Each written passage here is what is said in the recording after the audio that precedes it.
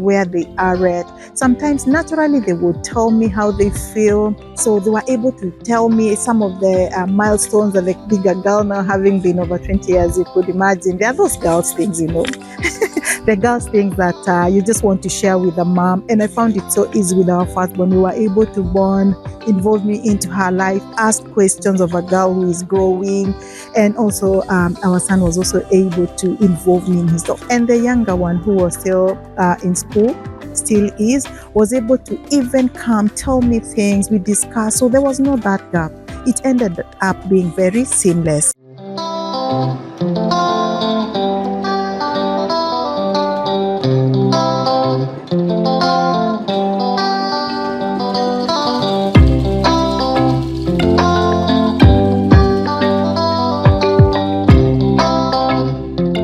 Hi everyone, want to welcome you back to Karaoke Moments, where we are continuing with our series, and today we'll be looking at our dating and courtship now that we both agreed and felt like yes, we can continue with this relationship. So yeah, we continued with still now checking on our values, on the different areas that we had agreed. We are an item, we can now take it to the next level.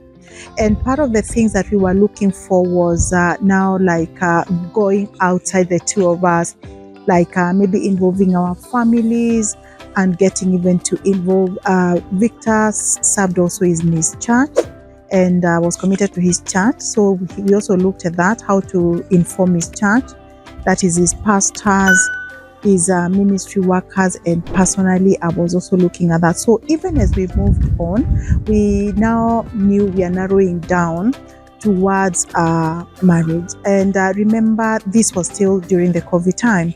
So COVID time, as we can remember, it was about restrictions. These were restrictions of movement, restrictions of how people can meet, who can meet. Victor was living in a different county, and I was away from him as well. So what was happening here in the UK, we were having the lockdown of different areas which could be meeting. And unfortunately, one of the caps was people would not meet from one county to the other. So Victor and I, this was challenging every now and then when the government, because we used to have weekly reports from the government press.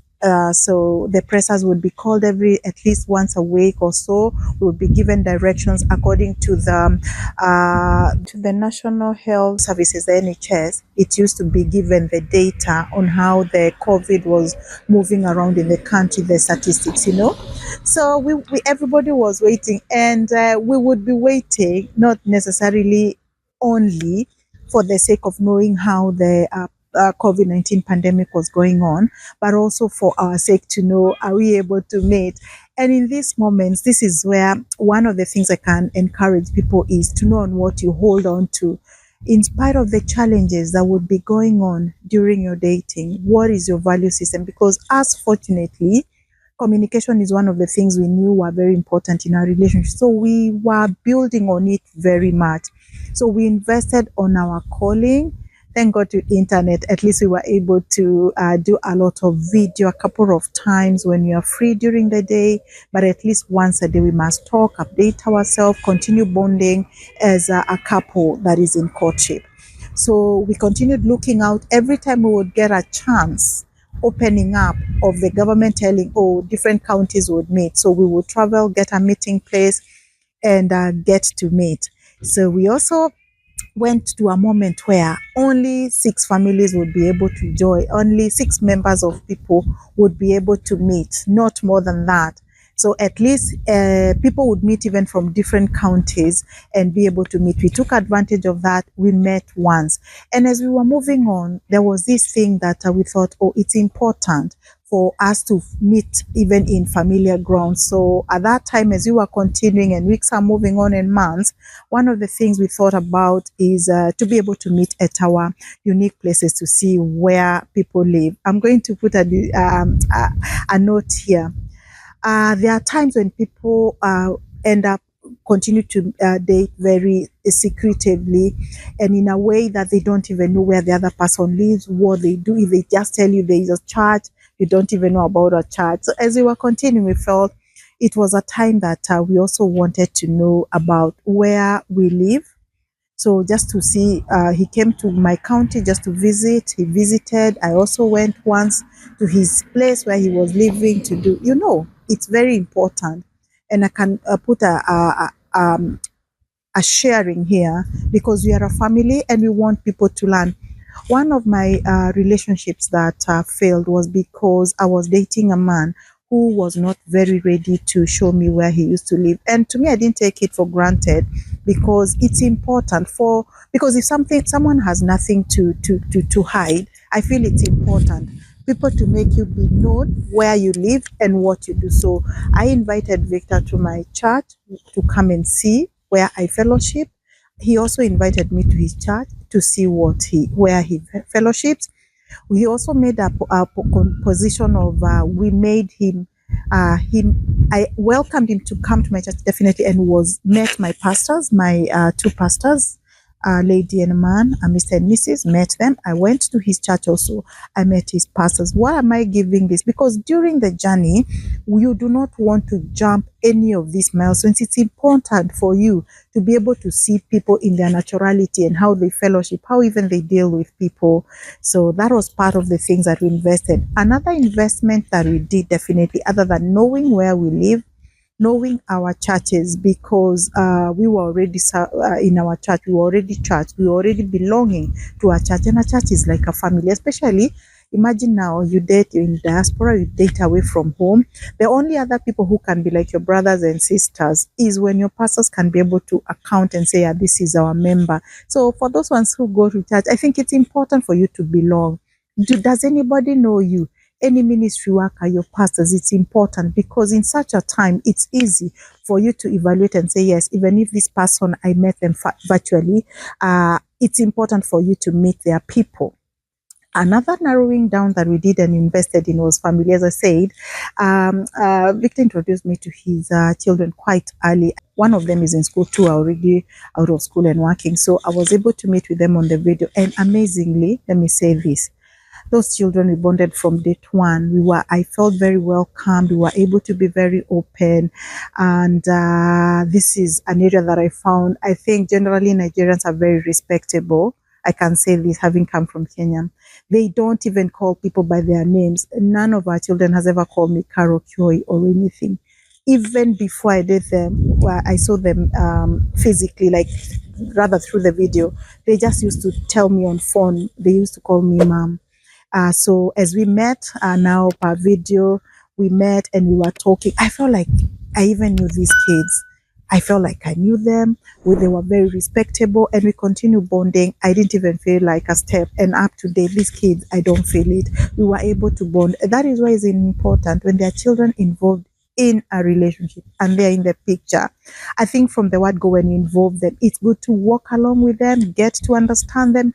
Because I did not wait until when maybe we did our wedding. No, I kept on walking with them because there are two girls and one boy. I would understand where they are at. Sometimes naturally they would tell me how they feel, bless them. And having been able to grow with only dad after their mom passed on, may her soul rest in peace. So they were able to tell me some of the milestones that the bigger girl now, having been over 20 years, you could imagine. There are those girls things, the girls things that you just want to share with the mom. And I found it so easy with our firstborn. We were able to bond, involve me into her life, ask questions of a girl who is growing.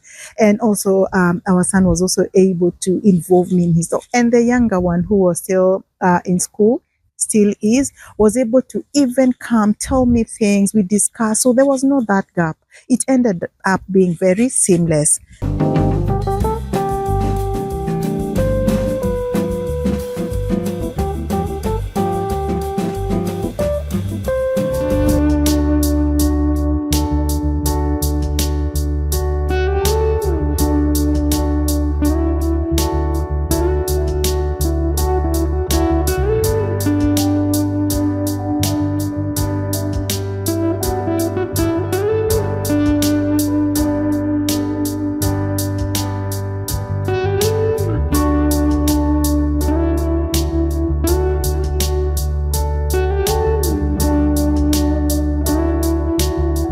So regarding our parents, I remember because of the cultural perspectives, the way we plan for our wedding, we have dowries that are very common in African culture, maybe in a few other cultures. Yeah, I know even not only in Africa, a few other continents.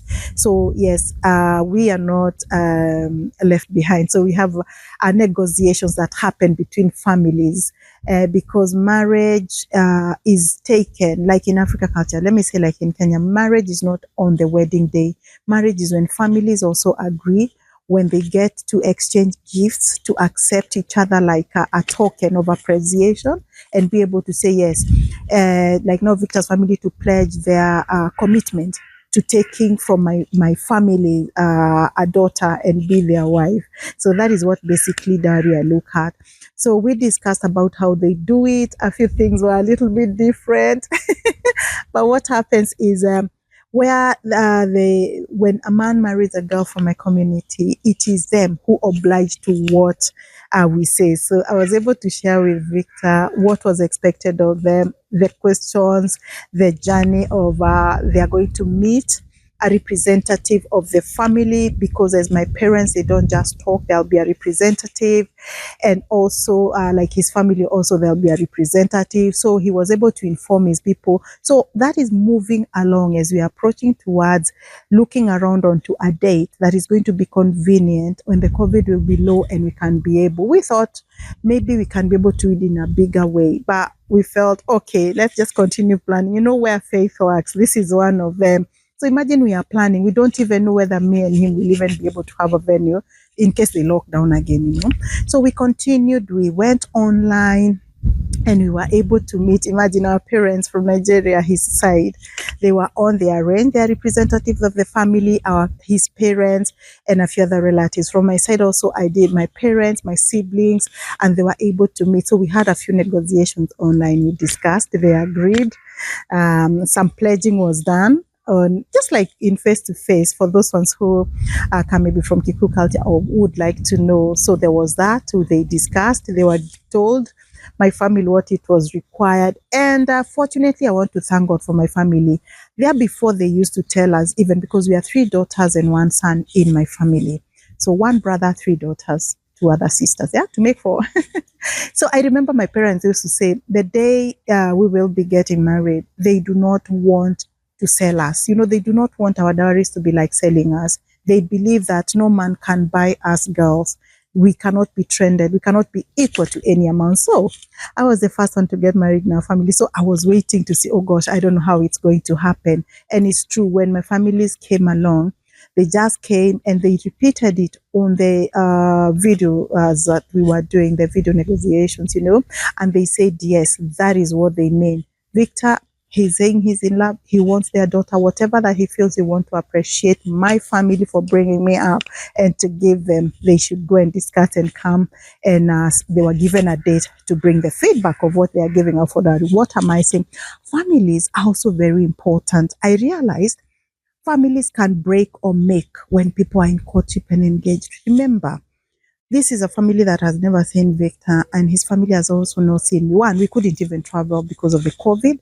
We couldn't do much, but out of the trust, they were able to still maintain and say, no, they just want the respect and the families to be bonded. So we were given a date to go back online, because still it's under lockdown. All countries, the world is just, you know, the year 2020 was very harsh to everyone, no traveling, no even plans.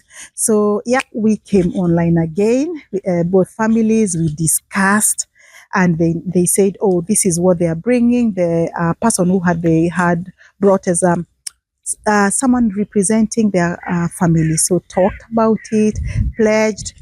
We sent our gift to them, because in this place, I know people take animals, cows, goats, maybe literally blankets. But in this case, it had to be equated to cash, definitely. So they gave, and in my culture, actually, we normally say dowry never ends, because it's not about the money you're paying or the token, the cows. It's about the bonding, the relationship. You'll be visiting these people. When you go, you'll be taking a nice dress. You'll be taking maybe a kilo of sugar. You know all those things we do. So it was just a matter of bonding and cementing our relationship. So we were given go ahead to be married and to get wedded, and we were blessed as we were looking forward to see what happens. Remember, it's all being done by faith. So that is the side of his family and the side of my family. Inversely here now, as both of us in UK, we were now thinking of, okay, we are in church, we need to involve our pastors, we need to do premarital counseling. This premarital counseling, remember, we can't do face to face. Hey, if there is a time, I want to thank God for the internet and the easing of our times when it comes to internet and media things. It's now, can you imagine, we were able even to do our premarital classes with our pastors. We did with my pastor a couple of sessions.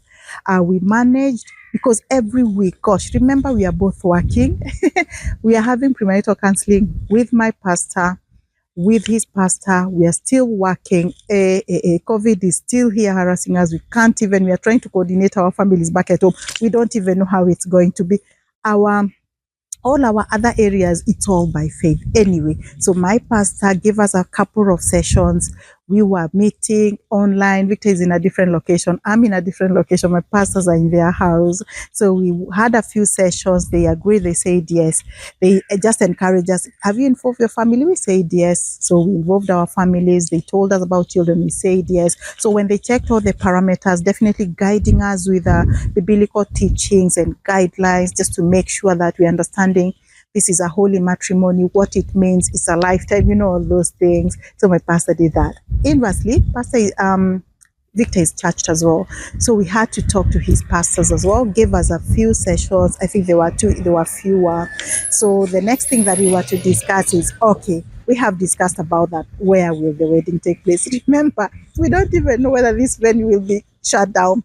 Okay. Victor felt, yeah, and mostly, I think most of the cultures, men marry were from the ladies' side. So that is what we did. He agreed and he said, okay, they'll be using my church. So what we did is, by faith, we started now narrowing it down to my church, the decorations, how they'll be, the catering. Initially, we thought, as I'm going to pin a video, you'll see he even talked about it. Initially, we thought we were going to have a wedding for around that time. We were aiming 30 by October of 2020. We thought, oh, it's going out to be 30. So we told our service users, okay, let's start planning with 30. By the time now the dates are coming, COVID increased. The government gave another guideline. It said, no, if anybody's wedding in December, it has to be just within 2 weeks. It opened up, because it was 6, then it opened up to 15. We said, okay, at least it's falling within our days for 15. So imagine at that time, our service providers, like even our caterer, didn't know how big our wedding cake was going to be made. How much is she going to be charged? How many people is she going to cook for food?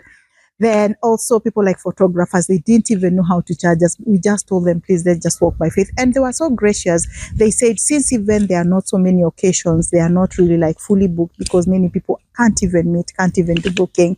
So they were gracious to us. The venue also were gracious to us. I know it was a challenge. We almost missed it, but finally God did it for us through friends, very good friends. We did the wedding. So by the time our date was coming through, we knew we are focused, we knew we are for it. And the colors, we discussed about the colors. Fortunately, colors of a wedding, we didn't struggle very much. I'm a very red maroon shade, burgundy, that shade of a color.